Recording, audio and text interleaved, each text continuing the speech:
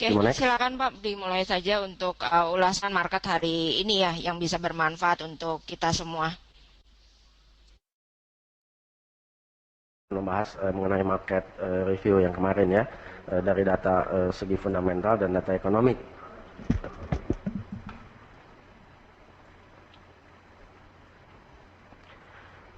Ya, data indeks aktivitas non manufaktur ya, dari Institute for Supply Management itu melesat ya, menjadi 58,7 ya di bulan Juli, dari bulan sebelumnya yang 56,0. Nah, di atas estimasi ya para ekonom yang sebesar 56,6. Nah, angka di bulan Juli tersebut merupakan level tertinggi ya sejak bulan Februari 2011. Nah, data ini menunjukkan bahwa kenaikan 1,1% ya dari pesanan pabrik di bulan Juni ya, dari bulan sebelumnya yang turun 0,6%. Nah, kenaikan persentase tersebut itu di atas estimasi ya. Ya, spontan ketika berita keluar kemarin kita melihat ya terjadi penguatan dolar.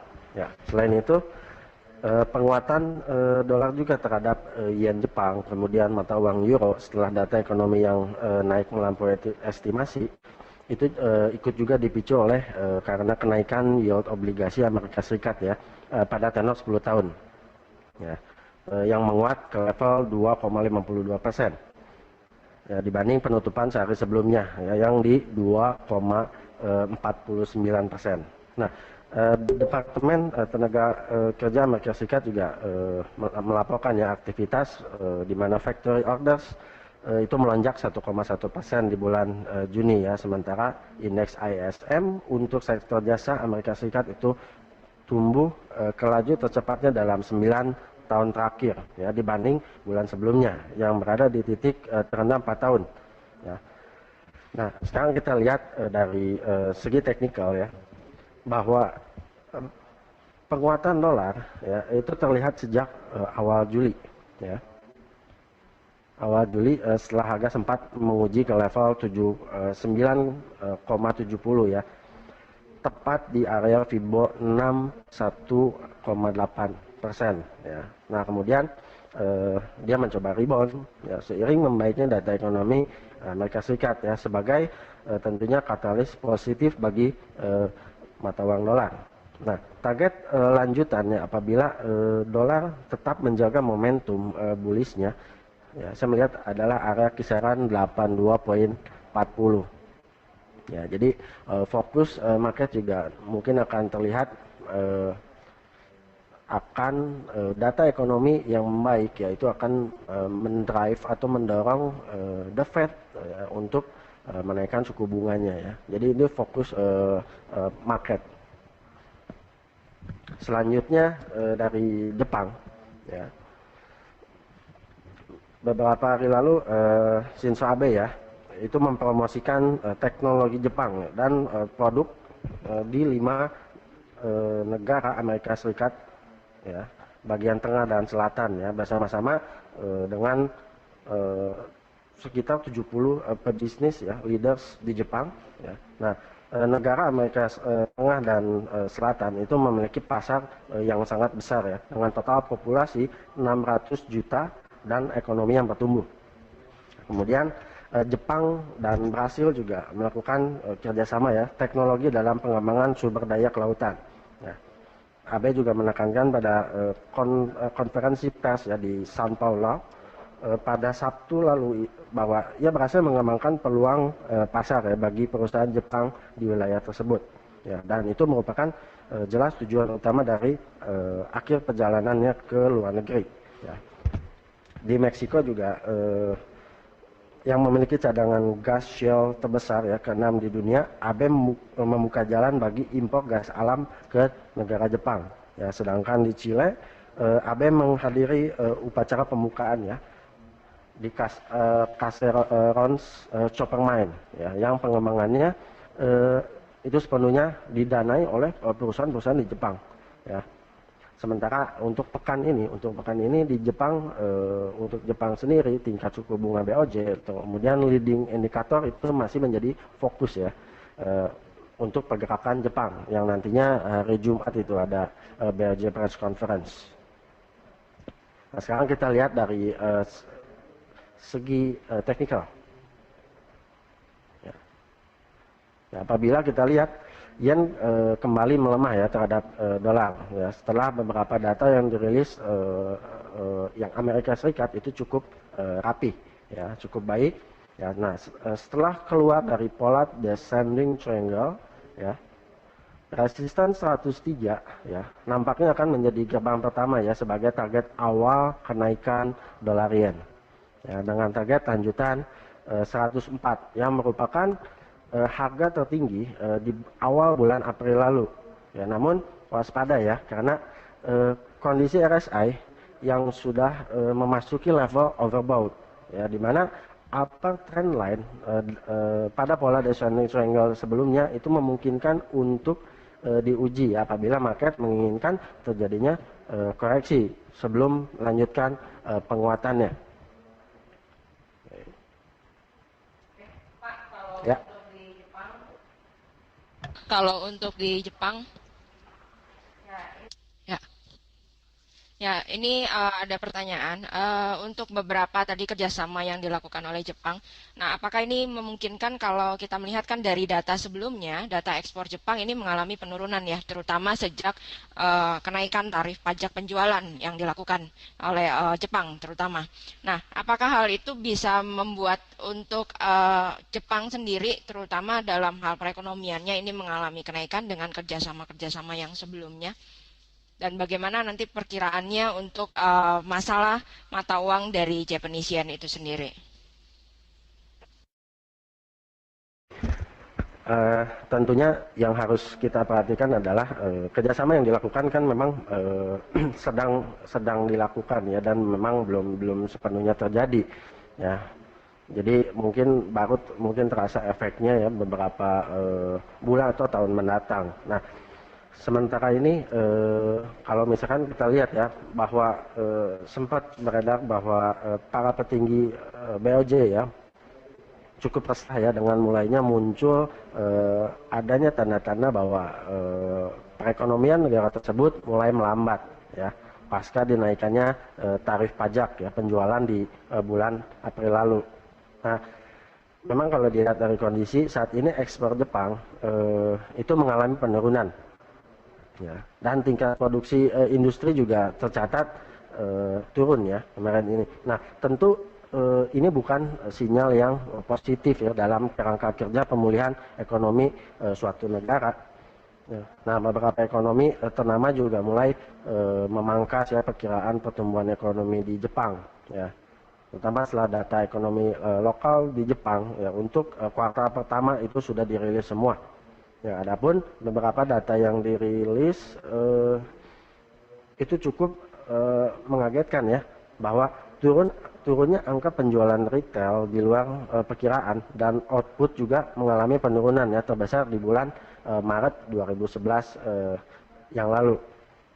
Nah, seperti kita ketahui bahwa Shinzo Abe telah menaikkan tarif pajak penjualan sebesar 3% ya pada bulan April lalu. Nah, ini adalah faktor pemicu ya yang memukul belanja konsumen di Jepang. Ya, harga-harga jadi lebih mahal. Nah, tingkat produksi industri jatuh sebesar 3,3% di bulan Juni lalu ya, dalam catatan month per month.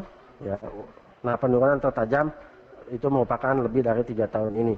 Namun demikian, saat ini memang perusahaan Jepang telah sedikit terbantu dengan adanya permintaan luar negeri ya, meskipun dengan jumlah pengiriman yang relatif stabil atau stagnan saya bilang.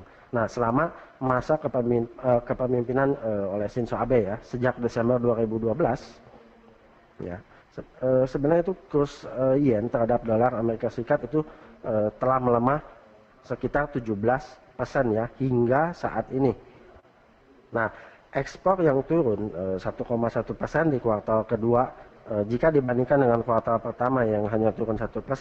Ya, dengan melihat beberapa indikasi adanya perlambatan ekonomi di negara ini, maka kemungkinan diprediksi bahwa pertumbuhan ekonomi di Jepang ya mungkin di kuartal selanjutnya ya akan sulit berjalan normal dan cenderung mengalami kontraksi. Ya, namun AB sendiri dengan kebijakan ya yang begitu agresif tentunya. Ya, AB juga tidak akan membiarkan bahwa ekonomi negara Jepang akan terpuruk gitu. Seperti itu Bu, mungkin Bu pembahasan dari saya.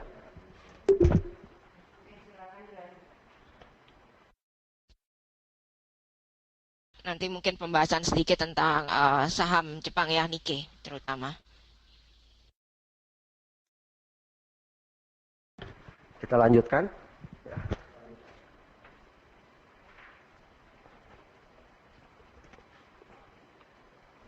RBA kemarin untuk di Australia, kemarin RBA tetap mempertahankan ya suku bunga resmi ya di level terendah 2,5% ya. Walaupun laporan Senin lalu menunjukkan penjualan retail itu naik ya pada bulan Juni ya, dan rebound dalam iklan pekerjaan yang merupakan adanya bukti ya penguatan ekonomi ya di Australia. Namun memang masih belum stabil ya, jadi ada rumor bahwa ada kemungkinan RBA akan mulai menjaga pasar keuangan untuk kenaikan tingkat suku bunga ya setelah terutama perbaikan kondisi retail ditambah dengan tanda-tanda konsumen yang mulai membaik ya setelah anggaran. Nah, namun pertumbuhan sektor jasa di Cina yang merosot ke level terendah dalam 6 bulan pada bulan Juli lalu ya, itu dikhawatirkan dapat mendorong pelemahan mata uang Aussie kembali ya. Nah, sekarang kita lihat dari segi teknikal ya. Aussie sampai saat ini itu terjebak pada pola rectangle ya. Nah, hal ini didukung oleh pergerakan harga ya sejak awal bulan Mei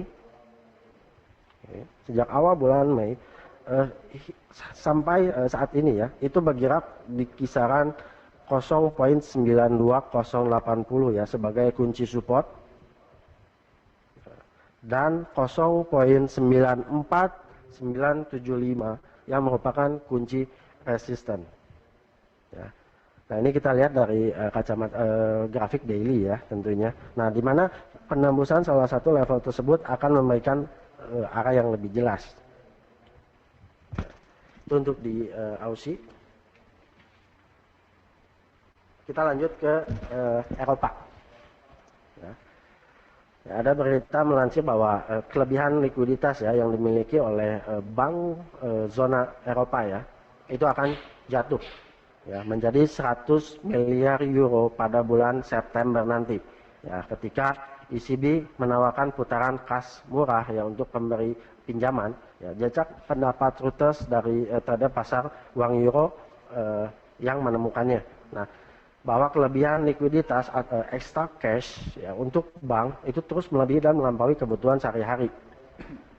Sekitar 159 miliar euro itu ya, itu turun lebih dari 800 miliar euro pada awal tahun 2012 ya. Pada saat itu ketika ECB mencoba menekan pasar uang ya zona euro lebih dari 1 triliun euro ya dari pinjaman krisis untuk mencegah krisis kredit.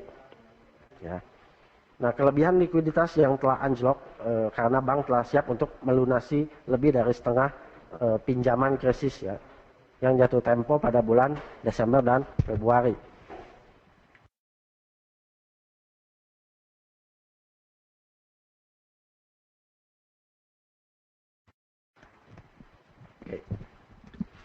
Oke, sementara itu kenaikan biaya energi ya, mendorong harga produsen zona euro untuk pertama kalinya di tahun ini ya pada bulan Juni itu memberikan beberapa dukungan kepada ECB ya ECB karena terganggunya oleh inflasi yang masih rendah. Nah, kemudian Portugal juga akan mengeluarkan 4,9 miliar euro ya atau 6,58 miliar untuk menyelamatkan bank terbesar yang terdaftar. Nah, di mana hal ini justru menguji ketahanan zona euro ya untuk krisis perbankan lainnya ya yang hanya beberapa bulan setelah Portugal keluar dari bailout internasional. Tentunya penyelamatan bank Espirito Santo ya yang berlarut-larut ya membawa efek berita yang semakin buruk tentunya mengenai keadaan keuangan pemberi pinjaman. Nah, terutama keterbukaan untuk perusahaan yang dipimpin oleh pendirinya ya keluarga Espirito Santo. Nah, itu fundamental ya sekilas dari Eropa. Kemudian kita lihat dari segi teknikal, ya, pelemahan yang terjadi ya terhadap euro dolar ya terlihat memang sangat jelas ya. Ya, apalagi ya didukung oleh beberapa berita yang kian memperburuk kinerja mata uang zona Eropa. Nah, secara teknikal penembusan ke bawah level 1.35 ya, yang merupakan kunci support di bulan Juni lalu itu telah terjadi. Ya, telah terjadi. Nah, target daily apabila euro melanjutkan momentum bearishnya, ya saya melihat ada di 1.31990. Ya, itu untuk target apabila dia melanjutkan koreksi untuk di euro. Oke, Pak, untuk fundamental dari zona Eropa, Ya. kalau yang kita tahu di sini kan sudah diberlakukan sanksi ya terhadap Rusia, kasus yang Rusia, krisis Rusia kemarin. Nah, kira-kira bagaimana tanggapannya dengan diberlakukan sanksi dari zona Eropa tersebut terhadap Rusia, tentunya terhadap mata uang zona Eropa itu sendiri, Pak? Oke. Ya, itu juga merupakan salah satu faktor pemicu ya atau katalis pelemahan mata uang euro ya dan market sudah menerapkannya ya sejak beberapa hari lalu. Nah, sanksi Uni Eropa memang sanksi Uni Eropa ya terhadap Rusia berisiko mengikis pemulihan ekonomi zona Eropa ya dan mempercepat pelemahan mata uang pada mata uang euro ya. Tentunya di sini adalah Jerman ya akan mendapatkan kesulitan mengingat hubungan eratnya dengan perekonomian Rusia. Nah, apabila berlanjutnya ya dukungan Rusia untuk pihak separatis di wilayah timur Ukraina mendorong Uni Eropa untuk melakukan larangan operasional ya, terhadap sejumlah bank dan perusahaan energi ya. Hal tersebut berarti Rusia memiliki bisnis yang berkurang ya dengan zona Eropa. Ya. Nah, hal ini justru dapat mengancam bahwa pemulihan ekonomi di blok Eropa itu akan terhambat. Ya, yang mana sudah ditopang oleh ECB melalui tingkat suku bunga di level rendah dan beberapa kebijakan stimulus. Nah, hal ini tentu akan mengganggu pemulihan ekonomi zona Eropa. Ya, dan bukan tidak mungkin kita akan melihat pelemahan lebih lanjut ya pada mata uang per euro dolar.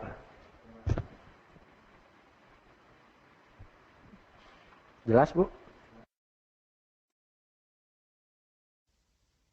Ya, berarti hal ini untuk di mata uang Eropa, euro itu sendiri ini tetap masih bisa memungkinkan mengalami bearish trend yang terjadi ya. Terutama kalau kita lihat dari technical tadi 1.3500 itu tidak mengalami breakout di atas itu berarti confirm dengan target pelemahan 1.3190-an ya. Oke, silakan dilanjut Pak. Oke.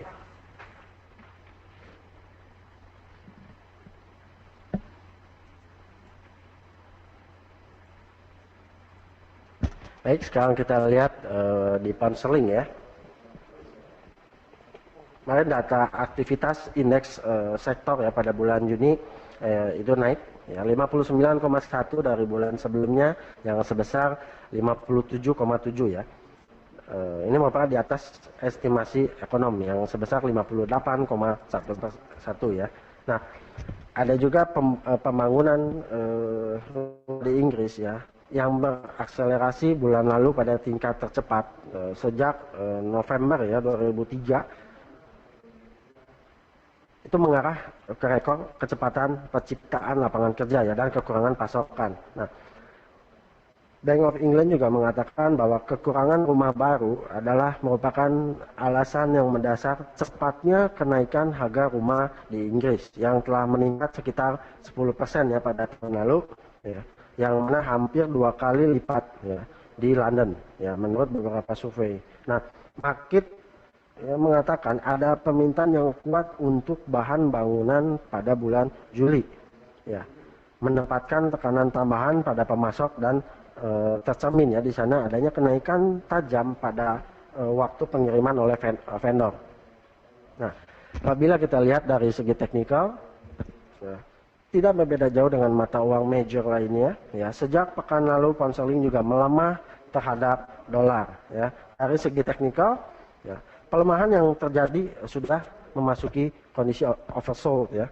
Kalau kita lihat dari RSI yang berada di bawah level 30 sejak 2 hari lalu ya. Ada potensi rebound ya dalam hal ini dengan target 1.69400 ya, sampai 1.7 ya, 1.7. Nah, sebaliknya apabila kita mengikuti pelemahan yang terjadi ya, tentunya level ini dapat kita jadikan sebagai level jual ya, dengan target low di bulan Mei ya di 1.66915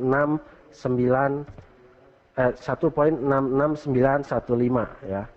Atau bisa juga kita gunakan trailing stop ya, karena apabila low di bulan Mei ini ditembus ya, maka bukan tidak mungkin pound sterling akan melanjutkan momentum penurunannya ya, itu untuk di pound sterling. Sekarang kita masuk ke commodity oil. Ya. Berbeda dengan mata uang ya. Penurunan komoditi oil sejak pekan lalu itu dipicu oleh karena struktur pasar yang saat ini tersuplai dengan baik. Namun yang harus kita perhatikan adalah situasi geopolitik ya yang masih membayangi outlook di minyak ya. Bisa saja harga minyak secara tiba-tiba naik ya, mengingat situasi geopolitik yang masih dapat terjadi seperti kekerasan yang meningkat di Libya dan Irak ya, kemudian krisis di timur Ukraina di mana separatis yang didukung oleh Rusia melawan pasukan pemerintah Ukraina. Nah, apabila situasi tersebut kembali memburuk ya, hal ini spontan akan memicu kekhawatiran akan terjadinya gangguan pasokan minyak dunia ya. Secara teknikal rebound yang terjadi ya itu tertahan di area 103.80 ya, di 103.80 kemudian oil kembali melanjutkan pelemahannya ya hingga kemarin. Nah, namun apabila kita lihat dari indikator RSI ya yang kembali memasuki level oversold ya, didukung bentukan pola harga lower low ya.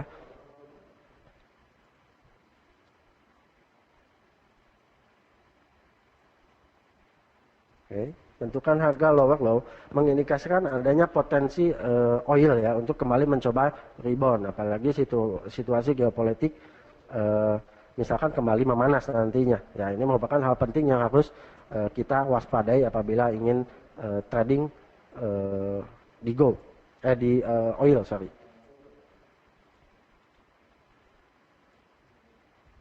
Nah, itu untuk di oil. Ya, secara tren memang apabila kita lihat ya, secara tren ini memang sedang memasuki fase bearish ya, dengan target daily apabila dia melanjutkan pelemahannya ya. Kita bisa lihat di 93.65 ya, sebagai target lanjutan untuk momentum pelemahan di oil. Kemudian kita lihat di gold ya. Gold merosot ya, kesepakatan bailout untuk penyelamatan bank yang terdaftar ya dan terbesar di Portugal ya, dan dukungan yang lebih baik untuk ekonomi global ya, tercermin dari tingginya indeks S&P yang 500 dan kemudian berkurangnya pembelian safe haven dalam logam mulia.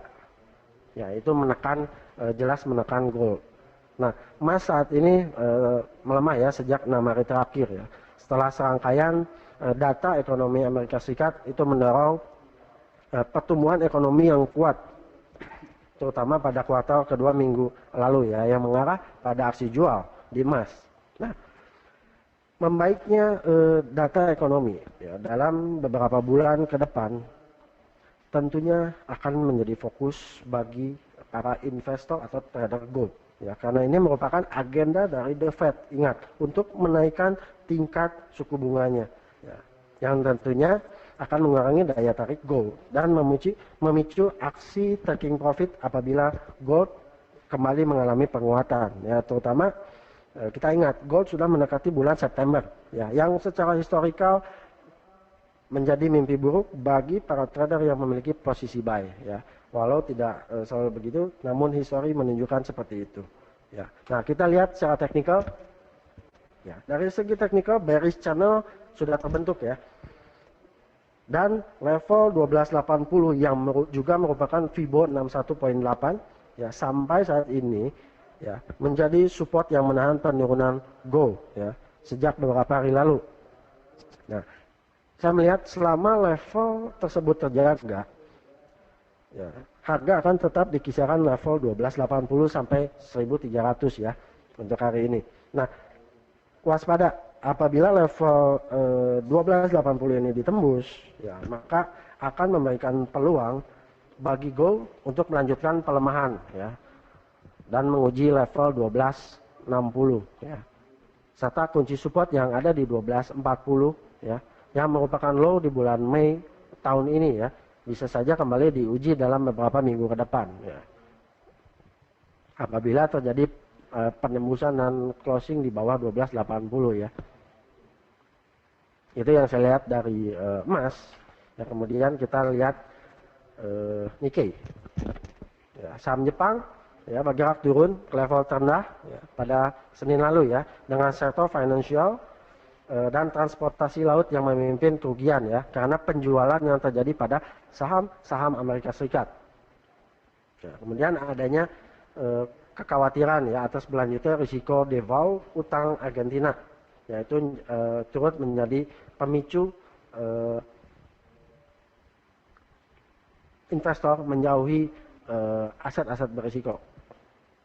Ya, namun saham kapitalisasi ya besar ya dengan modal besar, SoftBank Corporation itu memperpanjang kerugiannya ya, anjlok dan menjadi saham yang paling turun diperdagangkan pada bursa di sesi pagi ya.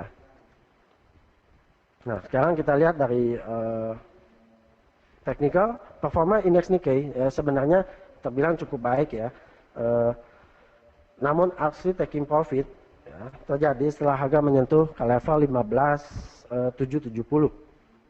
Nah, kini yang harus kita perhatikan adalah level 15.000 yang sejak bulan Juni ya itu menjadi support.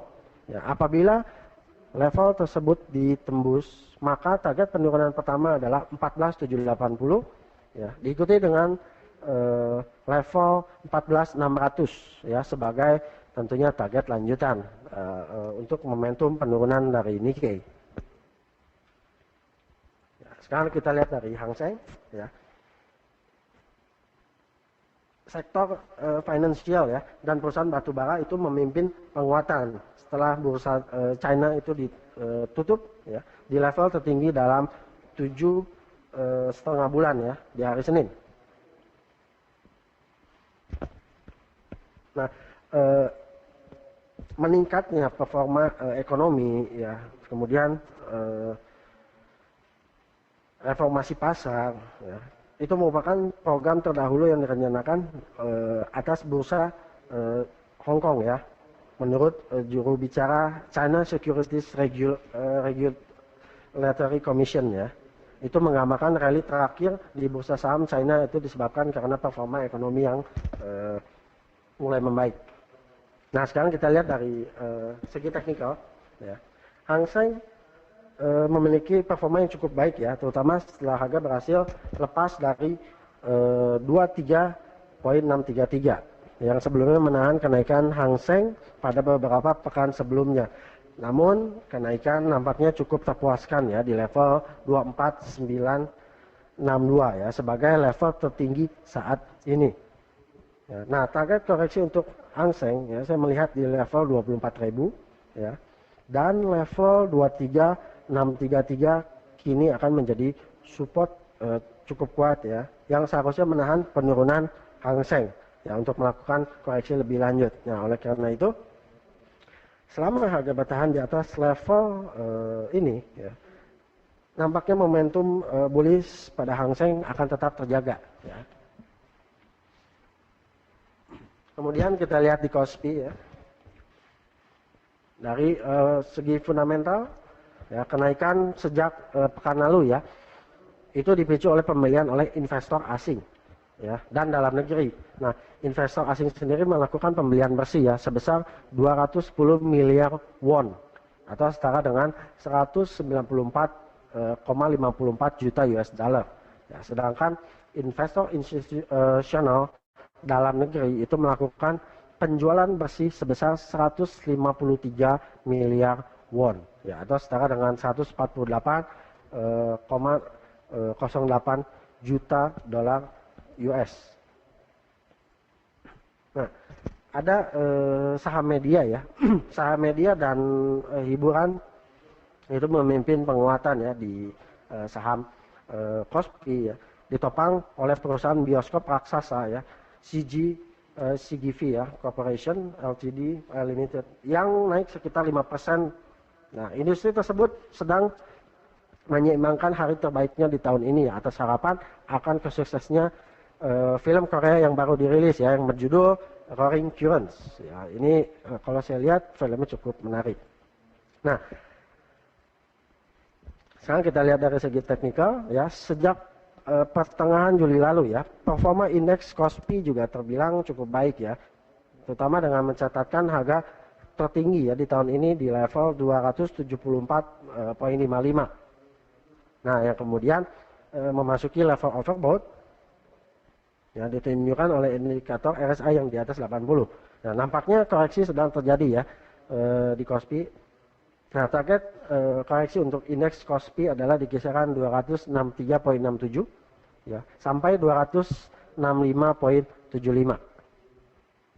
Nah, itu untuk pembahasan teknikal dari saya, Bu.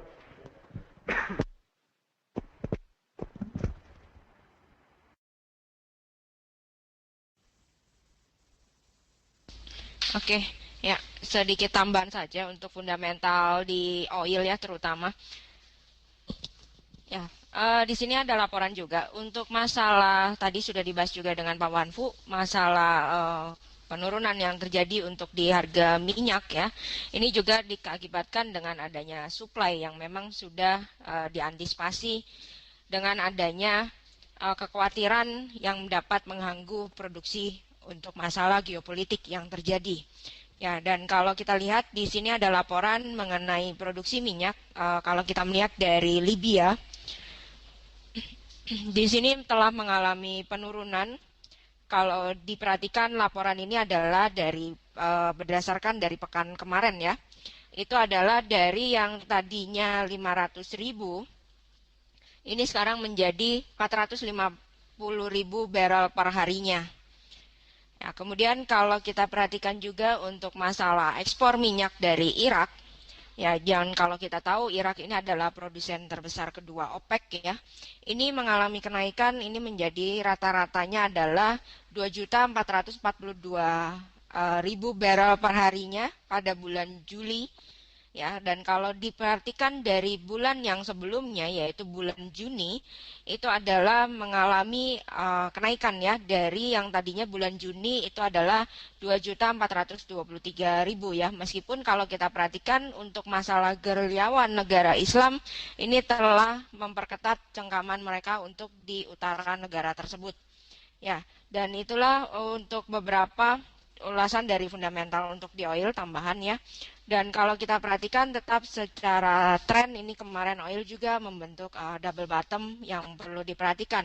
Jika memang bottom tersebut mengalami breakout, berarti untuk oil ini masih bisa melanjutkan untuk penurunan. Ya, tapi memang jika geopolitik semakin memanas, kekhawatiran untuk masalah terganggunya produksi ini akan membuat oil melakukan rebound. Ya, kalau kita lihat dalam pekan ini rebound yang dilakukan oil ini adalah rebound yang dalam jangka pendek. Oke, itu adalah ulasan beberapa data yang sudah disampaikan. Semoga bermanfaat untuk rekan-rekan dan untuk di hari ini rekan-rekan bisa memperhatikan ada beberapa data yang perlu diperhatikan ya. Itu adalah nanti jam 15.30 dari pound sterling Inggris ya. Ini high impact adalah manufacturing production.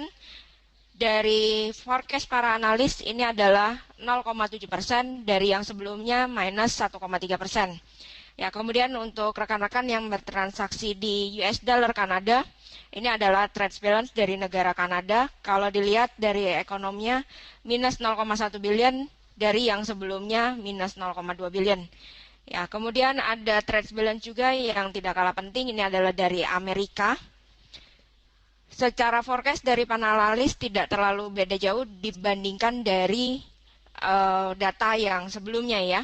Dan terakhir ada crude oil inventories. Di sini kalau kita melihat ada sedikit kenaikan inventories dari Amerika. Ya, itu adalah data-datanya. Semoga bermanfaat untuk rekan-rekan. Saya Desi Kurniawati akan undur diri. Terima kasih, selamat pagi dan